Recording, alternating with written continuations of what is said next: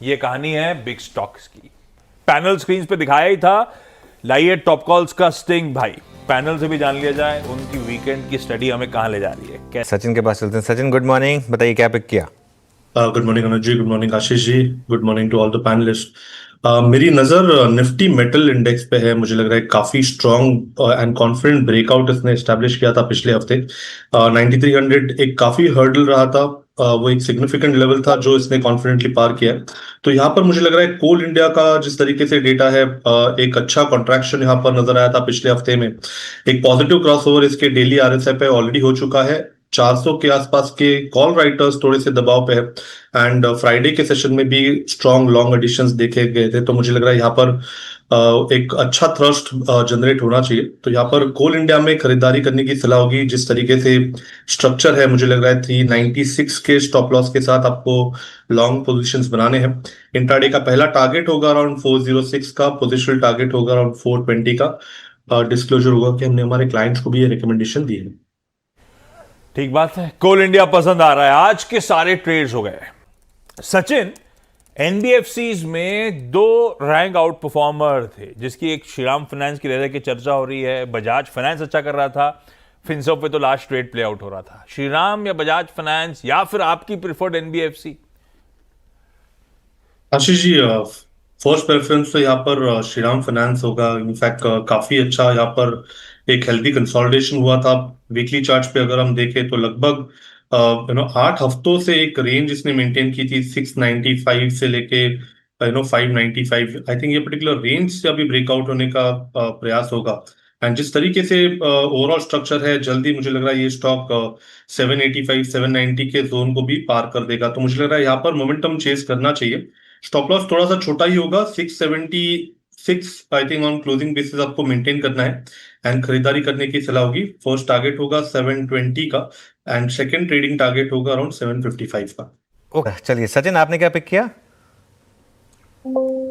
अनुज जी, मुझे लग रहा है यहाँ पर थोड़ा सा फोकस करना है टू व्हीलर स्टॉक्स पे। मुझे लग रहा है वहां पर हीरो मोटोकॉर्प में जिस तरीके से शुरुआत की है, तो यहाँ पर एक रैली बन सकती है। टारगेट होगा ऑन द हायर साइड लगभग अराउंड 4440 का। खरीदारी करनी है हीरो मोटोकॉर्प्स के फ्यूचर्स में 4255 के स्टॉप लॉस के साथ। हीरो मोटोकॉर्प, केपीआईटी टेक। बड़ा ब्रेकआउट एमजीएल में आया। महानगर गैस अब एफएनओ का टॉप गेनर है। आई थिंक ये 3.5% ऊपर। सुबह वो जो ब्रोकरेज व्यू आई थी उसका पूरा का पूरा फायदा उठाता हुआ महानगर गैस इस समय 3.5% ऊपर। सचिन, एक व्यू इसके ऊपर, और नॉर्मली एमजीएल और आईजीएल साथ साथ चलते हैं क्योंकि सेम बिजनेस है दोनों का। महानगर गैस मुंबई में सेम बिजनेस चलाती है, आईजीएल दिल्ली में एनसीआर में सेम बिजनेस चलाती है। क्या आईजीएल को भी चेज करें अगर एमजीएल मिस हो गया तो?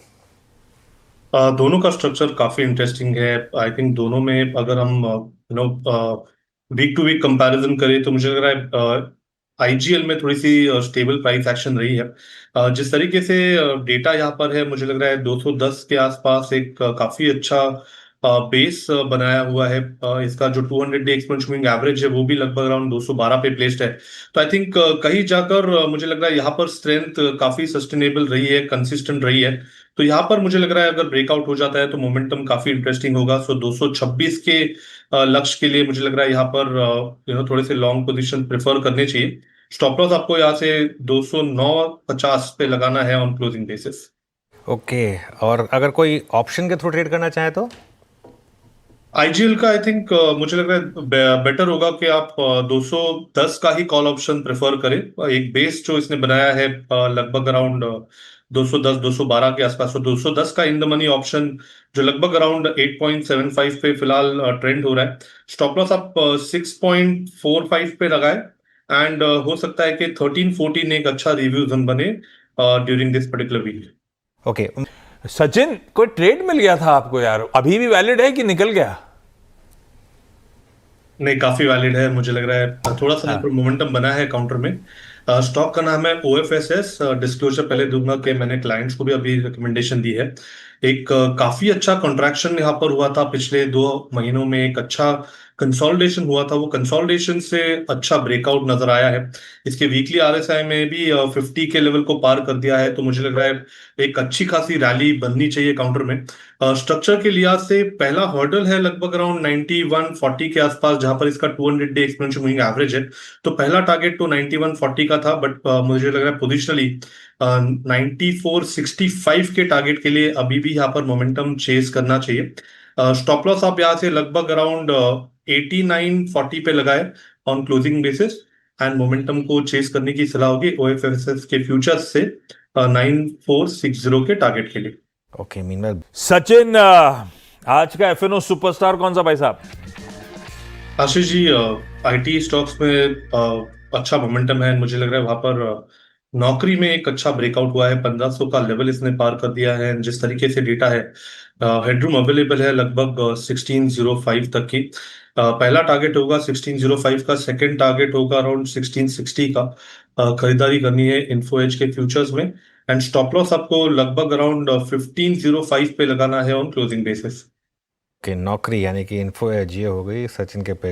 इस शो को समेटते हैं, अपने साथ मानस और सचिन कंटिन्यू करेंगे। मेटल्स तो खैर आज सचिन ने सुबह मेंशन करा था कि पसंद आ रहे हैं। सचिन, 10 दमदार ट्रेड्स आपकी तरफ से कौन से, इस समय क्या स्टॉक्स पसंद आ रहे हैं, क्या ट्रेड लें?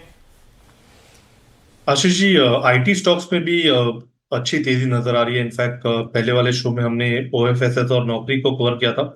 यहाँ पर फ्रेश ब्रेकआउट मुझे लग रहा है एम्फोसिस में नजर आ रहा है। जिस तरीके से ओवरऑल डेटा है, अपने 200 डे एक्सपोनेंशियल मूविंग एवरेज को इसने अभी अभी चैलेंज किया है। 2600 के कॉल राइटर्स पे मुझे लग रहा है थोड़ा सा दबाव होगा थ्रू आउट द वीक, जिसके वजह से मुझे लग रहा है एक अच्छी मोमेंटम रैली नजर आ सकती है। तो यहाँ पर एम्फोसिस में खरीदारी करने की सलाह होगी। स्टॉप लॉस आपको 2574 पे लगाना है ऑन क्लोजिंग बेसिस। पहला टारगेट होगा अराउंड 2710 का, बट मुझे लग रहा है ये रैली काफी स्ट्रांग होनी चाहिए। मल्टीपल रेजिस्टेंस को ब्रेक करने की कोशिश हो रही है।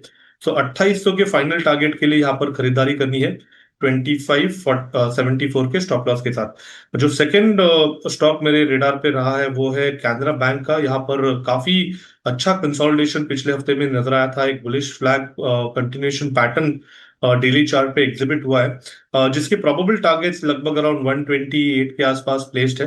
तो थोड़ी सी अगर डिक्लाइंस मिलते हैं तो 118 तक खरीदारी करने की सलाह होगी। 116.50 पे आपको स्टॉप लॉस लगाना है ऑन क्लोजिंग बेसिस। अगर ये लेवल मिस हो जाता है या ब्रेक हो जाता है तो ही मुझे लग रहा है इसके ओवरऑल स्ट्रक्चर में कुछ बदलाव होगा। एल्स मुझे लग रहा है ये जो तेजी है वो बरकरार रहेगी। 128 के टारगेट के लिए खरीदारी करने की अभी भी सलाह होगी कैनरा बैंक के फ्यूचर्स में 116.50 के स्टॉप लॉस के साथ। ओके, आप रिसेंट वीडियो देखा पूरा था? फंस जाऊंगा। वो सेल्फी लेने के चक्कर में वो फुकेत में जो हुआ, वो क्या बोला, वो एकदम हॉरिफाइंग इंडियन था शायद वो पीछे। इंडियन ही था वो। हाँ, चलिए खैर एक काम करते हैं, अब इस शो को यहीं समेट लेते हैं और एक ब्रेक के बाद कंचन और श्रेया आपके लिए लेकर आएंगे ट्रेडर्स हॉटलाइन।